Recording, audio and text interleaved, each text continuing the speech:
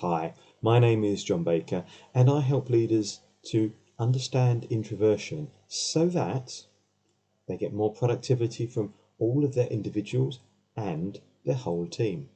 One of the questions I often get asked is, why should I manage introverts any differently to anybody else? And my answer is, well, number one, you should, and number two, you shouldn't. Let's think about that. First of all, you shouldn't. Well, as a great leader, I'm absolutely sure you manage each of your team differently according to their own strengths and development areas. Number two, you should. Well, you're going to manage each person differently. Understanding introversion is about understanding the traits of introverts so you can hone in much more quickly on the things that each of your team members need.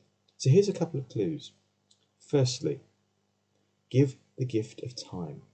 One of the key things about introversion is internal processing. Ask an introvert a question and they will think before they talk.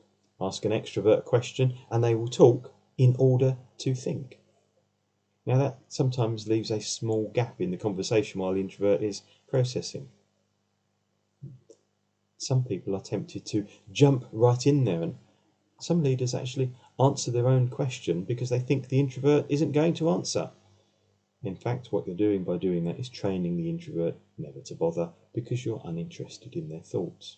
So give them the gift of time, encourage them to answer, ask again if necessary. One of the next things that some people say is introverts are not confident partly because of that gap in the discussion. Well, that's not true. Introverts tend to be internally confident.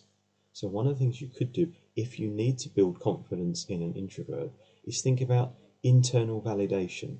External validation is where you just say to somebody, brilliant, well done. Internal validation is something that more introverts tend to use. So help them to understand all the elements of what is a great job, and then help them to score themselves against each of those elements. Now they're going to be internally validated, and if they needed to increase confidence, that's going to help them to do it. The next thing you could do is to value a thinking style as opposed to just valuing a quick response style. And again, it comes back to one of those traits of internal processing. And finally, in team meetings, sometimes you've got to give the introverts the gift of time. You know, where some people are always talking and some people never say anything.